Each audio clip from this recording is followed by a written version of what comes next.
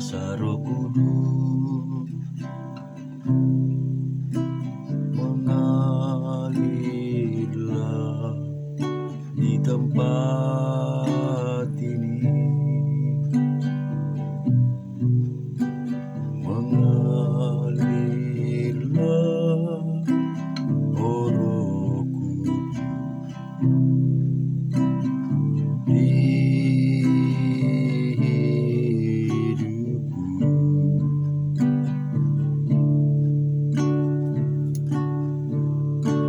mengalirlah kuasa Roh Kudus, mengalirlah di tempat ini, mengalirlah oh Roh Kudus di hidupku,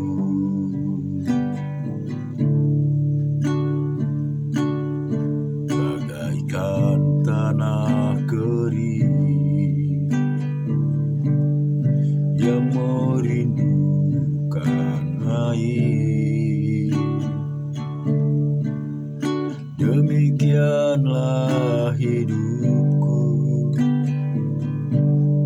haus akan Engkau, rindu selalu hadirku di hidupmu, memulihkan jiwaku, hapuskan air mataku, mengalirlah kuasa Roh Kudus, mengalirlah di tempat ini, mengalirlah oh Roh Kudus di hidupku,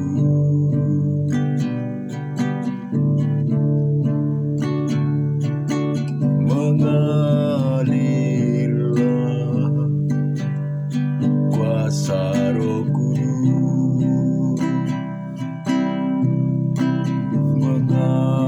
mengalirlah di tempat ini,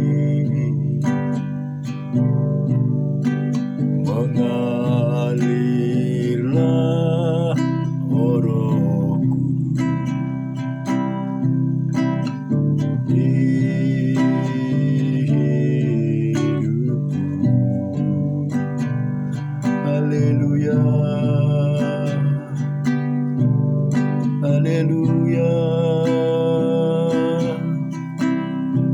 Allah yang luar biasa kami sembah, mengalir Tuhan, mengalir di hidup kami, penuhi kami Yesus dengan kuasa Roh-Mu. Haleluya, kami sembah, kami puji nama-Mu, Allah yang luar biasa. Kami bersyukur, kami bersyukur Tuhan, Engkau ajaib di hidup kami.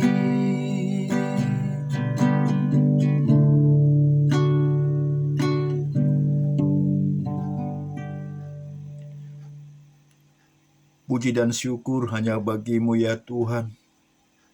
Engkau Tuhan yang kami puji di dalam nama Tuhan Yesus.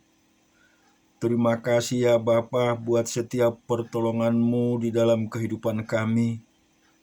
Terima kasih Tuhan buat kemurahan-Mu di dalam keluarga kami. Ini kami berseru berserah kepadamu Tuhan.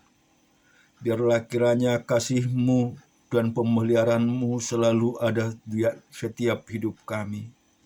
Tuhan, bimbing kami senantiasa, ajar kami mengerti akan kehendak-Mu. Tuhan yang menolong setiap kehidupan umat-Mu ya Bapa. Dimanapun mereka berada Tuhan, Engkau juga memberikan pertolongan buat setiap umat-Mu yang berseru kepadamu Bapa. Terima kasih Tuhan, terima kasih Bapa. Engkau mengurapi kami, Engkau memberkati kehidupan kami semua. Terpuji nama-Mu. Amin. Kita renungkan kebenaran firman Tuhan dari Kisah Para Rasul 25 ayat yang ke-17 sampai dengan pasal ke-26. Karena itu mereka turut bersama-sama dengan aku kemari. Pada keesok harinya aku segera mengadakan sidang pengadilan dan menyuruh menghadap orang itu. Tetapi ketika para pendakwa berdiri di sekelilingnya, mereka tidak mengajukan suatu tuduhan pun tentang perbuatan jahat seperti yang telah aku duga. Tetapi mereka hanya berselisih paham dengan dia tentang soal-soal agama mereka.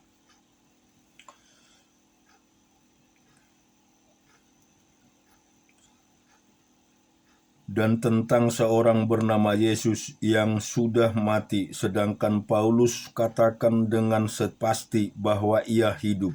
Karena aku ragu-ragu bagaimana aku harus memeriksa perkara-perkara seperti itu. Aku menanyakan apakah ia mau pergi ke Yerusalem supaya perkaranya dihakimi di situ. Tetapi Paulus naik banding. Ia meminta supaya ia tidak tinggal dalam tahanan dan menunggu sampai perkaranya diputuskan oleh Kaisar. Karena itu aku menyuruh menahan dia sampai aku dapat mengirim dia kepada Kaisar. Kata Agripa kepada Festus, aku ingin mendengar orang itu sendiri. Jawab Festus, besok engkau akan mendengar dia. Pada keesok harinya datanglah Agripa dan Bernike dengan segala kebesaran, dan sesudah mereka masuk ke ruang pengadilan bersama-sama dengan kepala-kepala pasukannya dan orang-orang yang terkemuka dari kota itu, Festus memberi perintah supaya Paulus dihadapkan.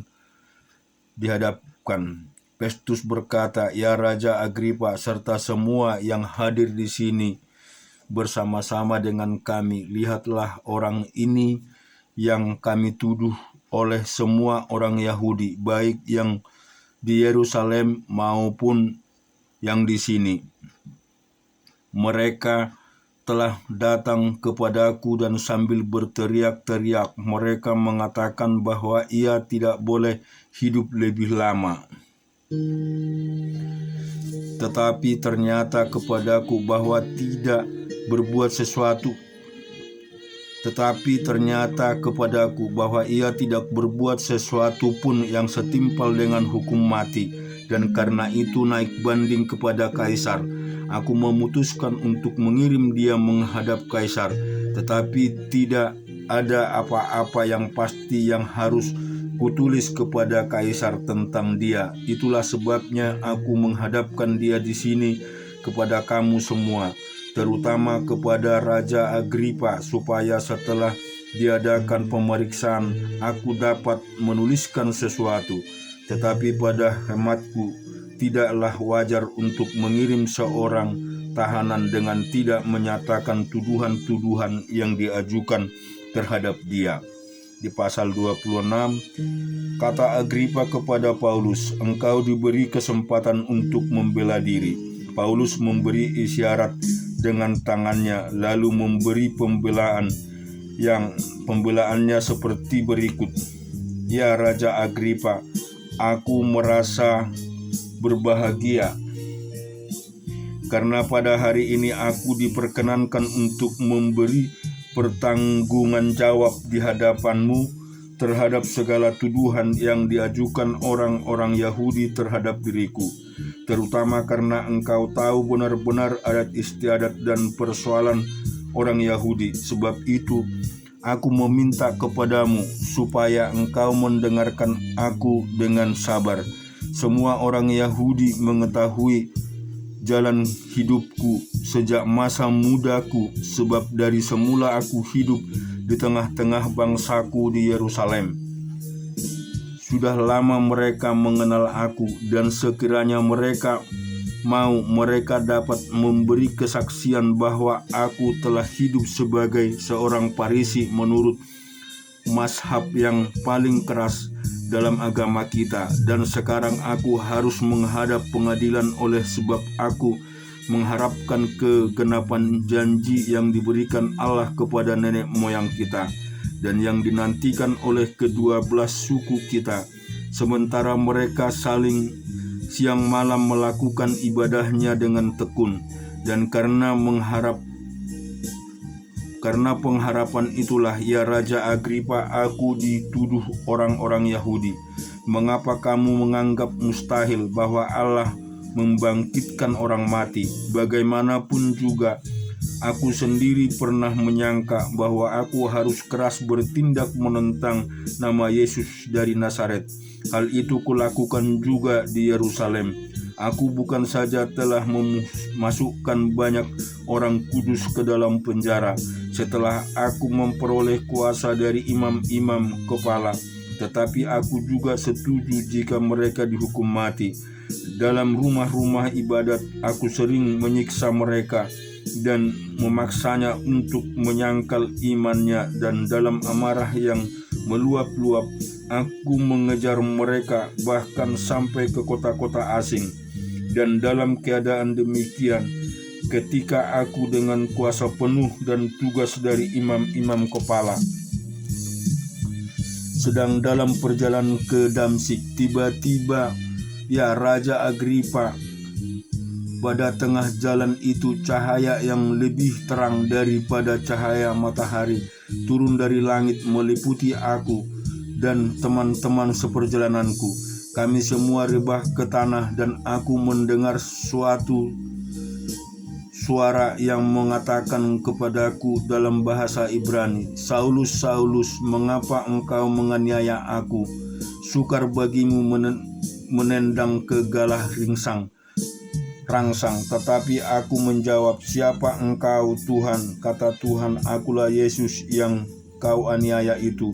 Tetapi sekarang bangunlah dan berdirilah. Aku menampakkan diri kepadamu untuk menetapkan engkau menjadi pelayan dan saksi tentang segala sesuatu yang telah kau lihat daripadaku dan tentang apa yang akan kuperintahkan kepadamu nanti.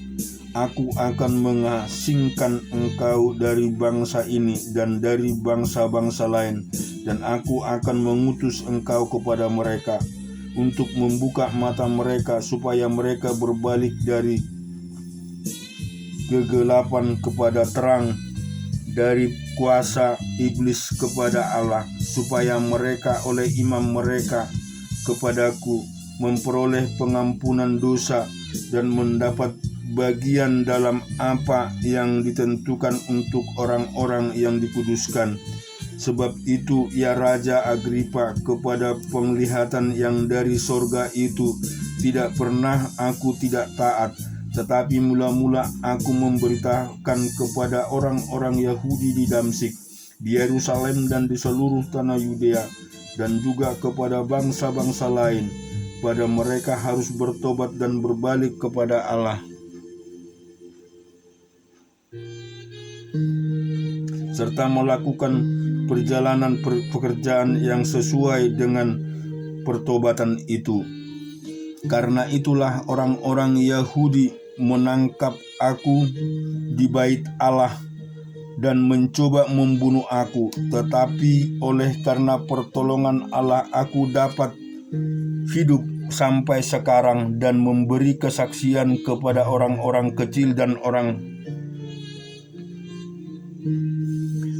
besar, dan apa yang kuberitakan itu tidak lain daripada sebelumnya telah diberitakan oleh para nabi dan juga oleh Musa, yaitu bahwa Mesias harus menderita sengsara dan bahwa ia adalah yang pertama yang akan bangkit dari antara orang mati, dan bahwa ia akan memberitakan terang kepada bangsa ini dan kepada bangsa-bangsa lain. Sementara Paulus mengemukakan semua itu untuk mempertanggungjawabkan pekerjaannya, berkatalah Festus dengan suara keras, "Engkau gila Paulus, ilmumu yang banyak itu membuat engkau gila." Tetapi Paulus menjawab, "Aku tidak gila Festus yang mulia. Aku mengatakan kebenaran dengan pikiran yang sehat. Raja juga tahu tentang segala perkara ini, sebab itu aku berani berbicara terus terang kepadanya. Aku yakin bahwa tidak ada sesuatu pun dari semuanya ini yang belum didengarkannya, karena perkara ini tidak terjadi di tempat yang terpencil. Percayalah engkau, Raja Agripa, kepada para nabi. Aku tahu bahwa engkau percaya kepada mereka." Jawab Agripa, "Hampir-hampir saja kau yakinkan aku menjadi orang Kristen." Kata Paulus, "Aku mau berdoa kepada Allah supaya segera atau lama-kelamaan bukan hanya engkau saja, tetapi semua orang lain yang hadir di sini dan yang mendengarkan perkataanku menjadi sama seperti aku, kecuali belenggu-belenggu ini. Lalu bangkitlah raja dan wali negeri serta Bernike dan semua orang yang duduk bersama-sama mereka. Sementara mereka keluar, mereka berkata seorang kepada yang lain, 'Orang itu tidak melakukan sesuatu yang setimpal dengan hukuman mati atau hukuman penjara.' Kata Agripa kepada Festus, 'Orang itu sebenarnya sudah dapat dibebaskan sekiranya ia tidak naik banding kepada Kaisar.'" Kita juga baca di dalam Yeremia yang ke-11, firman yang datang kepada Yeremia dari Tuhan bunyinya, "Dengarkanlah perkataan-perkataan perjanjian ini dan sampaikanlah itu kepada orang Yehuda dan kepada penduduk Yerusalem. Katakanlah kepada mereka, beginilah firman Tuhan, Allah Israel, terkutuklah orang yang tidak mendengarkan perkataan-perkataan perjanjian ini, yang telah kuperintahkan kepada nenek moyangmu pada waktu mereka kubawa keluar dari tanah Mesir, dari dapur peleburan besi, dengan berfirman, dengarkanlah suaraku dan lakukanlah segala apa yang kuperintahkan kepadamu, maka kamu akan menjadi umatku dan aku akan menjadi Allahmu, sehingga aku dapat menepati sumpah yang telah kau ikrarkan kepada nenek moyangmu untuk memberikan kepada mereka tanah yang berlimpah-limpah susu dan madu yang madunya seperti halnya pada waktu ini. Lalu jawabku, begitulah hendaknya ya Tuhan.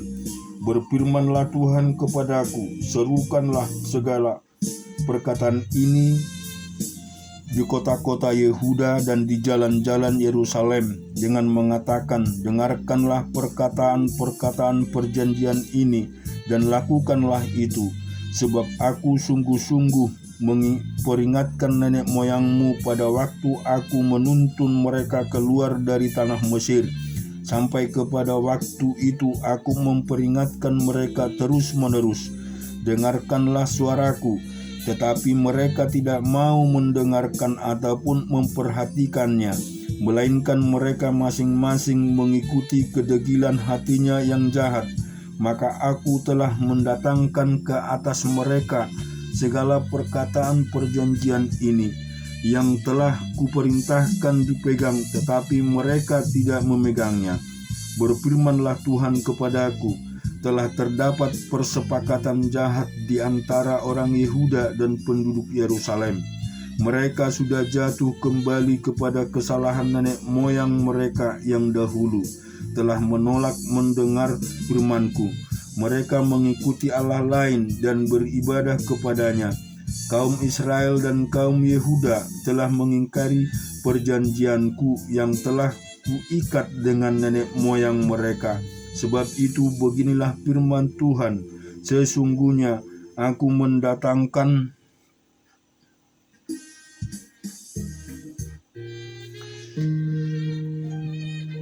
ke atas mereka malapetaka yang tidak dapat mereka hindari. Dan apabila mereka berseru-seru kepadaku, maka Aku tidak akan mendengarkan mereka. Dan biarpun kota-kota Yehuda dan penduduk Yerusalem pergi berseru-seru kepada para allah yang mereka sembah dengan korban bakaran, tetapi Allah itu sama sekali tidak dapat menolong mereka pada waktu mereka ditimpa malapetaka. Sebab seperti banyaknya kotamu, demikian banyaknya para allahmu, hai Yehuda, dan seperti banyaknya jalan di Yerusalem, demikian banyaknya mezbah yang kamu dirikan untuk membakar korban kepada Baal. Adapun engkau, janganlah engkau berdoa untuk bangsa ini, dan janganlah naikkan permohonan dan doa untuk mereka, sebab Aku tidak akan mendengarkan pada waktu mereka berseru kepadaku karena malapetaka mereka. Apakah lagi urusan kekasihku di dalam rumahku? Bukankah ia sudah melaksanakan rancangan-rancangan yang jahat? Dapatkah nasar-nasar dan daging yang suci melewatkan malapetaka daripadamu, sehingga kemudian engkau dapat beria-ria? Pohon zaitun yang rimbun elok dipandang mata. Pernah Tuhan menamai engkau, tetapi dengan bunyi keributan yang hebat, Ia menyalakan api pada daun-daunnya, sehingga ranting-rantingnya terbakar. Tuhan semesta alam yang telah membuat engkau tumbuh telah menentukan malapetaka atasmu karena kejahatan yang telah dilakukan oleh kaum Israel dan kaum Yehuda untuk menimbulkan sakit hatiku dengan membakar korban kepada Baal. Tuhan memberitahukan hal itu kepadaku, maka aku mengetahuinya. Pada waktu itu engkau, Tuhan, memperlihatkan perbuatan mereka kepadaku. Tetapi aku dahulu seperti anak domba jinak yang dibawa untuk disembelih. Aku tidak tahu bahwa mereka mengadakan persepakatan jahat terhadap aku. Marilah kita membinasakan pohon ini dengan buah-buahnya. Marilah kita melenyapkannya dari negeri orang-orang yang hidup, sehingga namanya tidak diingat orang lagi. Tetapi Tuhan semesta alam yang menghakimi dengan adil, yang menguji batin dan hati, biarlah aku melihat pembalasanmu terhadap mereka, sebab kepadamulah kuserahkan perkaraku. Sebab itu beginilah firman Tuhan tentang orang-orang Anatot yang ingin mencabut nyawaku dengan mengatakan, janganlah bernubuat demi nama Tuhan, supaya jangan engkau mati oleh tangan kami. Sebab itu beginilah firman Tuhan semesta alam, sesungguhnya aku akan menghukum mereka, pemuda-pemuda mereka akan mati oleh pedang, anak-anak mereka yang laki-laki dan perempuan akan habis mati kelaparan. Tidak ada yang tinggal hidup di antara mereka, sebab aku akan mendatangkan malapetaka kepada orang-orang Anatot pada tahun hukuman mereka. Kemudian kita renungkan di dalam Yesaya pasal yang ke-31. Celakalah orang-orang yang pergi ke Mesir meminta pertolongan, yang mengandalkan kuda-kuda, yang percaya kepada keretanya yang begitu banyak. dan kepada pasukan berkuda yang begitu besar jumlahnya, tetapi tidak memandang kepada Yang Maha Kudus Allah Israel, dan tidak mencari Tuhan. Akan tetapi Dia yang bijaksana akan mendatangkan malapetaka dan tidak menarik firman-Nya. Ia akan bangkit melawan kaum penjahat dan melawan bala bantuan orang-orang lalim. Sebab orang Mesir adalah manusia, bukan Allah, dan kuda-kuda mereka adalah makhluk yang lemah, bukan roh yang berkuasa. Apabila Tuhan mengacungkan tangannya, tergelincirlah yang membantu dan yang menjatuhkan yang dibantu, dan mereka sekaliannya habis binasa bersama-sama. Sebab beginilah firman Tuhan kepadaku, semu seperti seekor singa atau singa muda, menggeramkan untuk mempertahankan mangsanya, dan tidak berkejut mendengar teriakan seluruh pasukan gembala yang dikarenakan melawan dia, dan tidak mengalahkan terhadap keributan mereka. Demikianlah Tuhan semesta alam akan turun berperang untuk mempertahankan Gunung Sion dan bukitnya, seperti burung yang berkepak-kepak melindungi sarangnya. Demikianlah Tuhan semesta alam akan melindungi Yerusalem, ya, melindungi dan menyelamatkan, memeliharanya dan menjauhkan celaka. Bertobatlah hai orang Israel kepada Dia yang sudah kamu tinggalkan jauh-jauh. Sungguh pada hari itu kamu masing-masing akan membuang berhala-berhala peraknya dan berhala-berhala emasnya yang dibuat oleh tanganmu sendiri dengan penuh dosa. Asyur akan rebah oleh pedang, tetapi bukan pedang orang, dan akan dimakan habis oleh pedang, tetapi bukan pedang manusia. Mereka akan melarikan diri terhadap pedang, dan teruna-terunanya akan menjadi orang Rodi. Perlindungan mereka akan lenyap karena gentar, dan panglimanya akan lari terkejut meninggalkan panji-panji. Demikianlah firman Tuhan yang mempunyai api di Sion dan dapur perapian di Yerusalem. Dan kita melanjutkan merenungkan firman Tuhan di 1 Samuel pasal yang ke-10. Lalu Samuel mengambil buli-buli berisi minyak, dituangkannya ke atas kepala Saul. Diciumnyalah dia sambil berkata, bukankah Tuhan telah mengurapi engkau menjadi raja atas umatnya Israel? Engkau akan memegang tampuk pemerintahan atas umat Tuhan, dan engkau akan menyelamatkan dan dari tangan musuh-musuh di sekitarnya. Inilah tandanya bagimu bahwa Tuhan telah mengurapi engkau menjadi raja atas miliknya sendiri. Apabila engkau pada hari ini pergi meninggalkan aku, maka engkau akan bertemu dengan 2 orang laki-laki di dekat kubur Rahel di daerah Benyamin.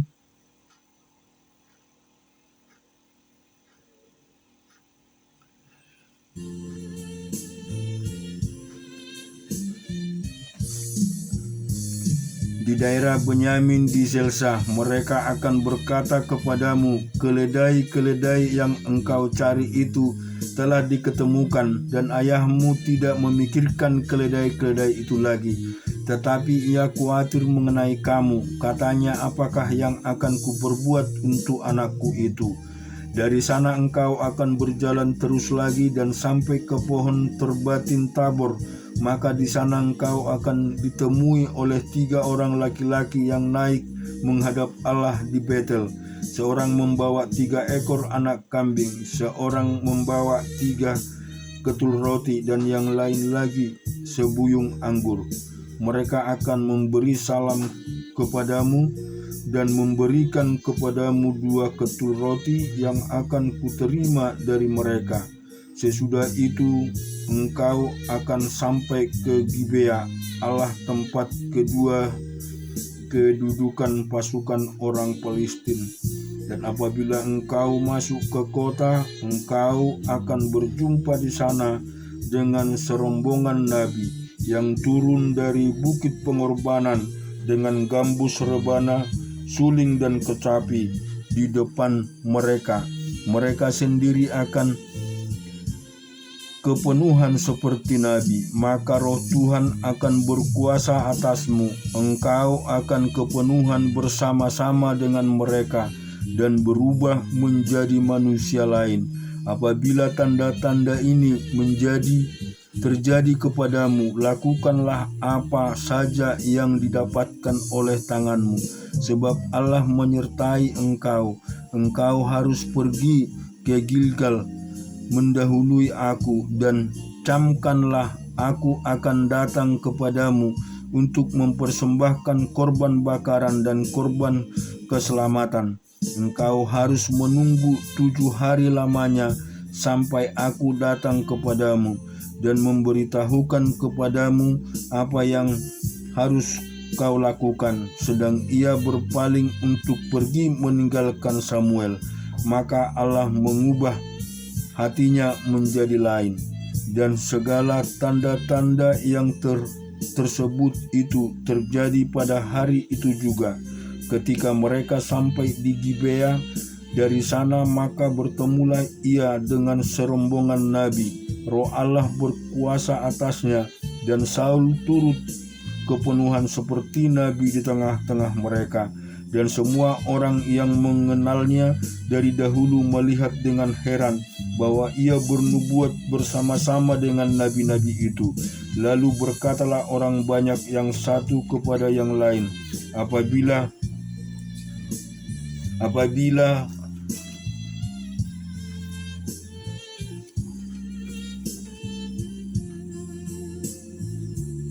semua orang yang mengenalnya dari dahulu melihat dengan heran bahwa ia bernubuat bersama-sama dengan nabi-nabi itu. Lalu berkatalah orang banyak dan satu kepada yang lain, apakah gerangan yang terjadi dengan anak Kis itu? Apakah Saul juga termasuk golongan nabi? Lalu seorang dari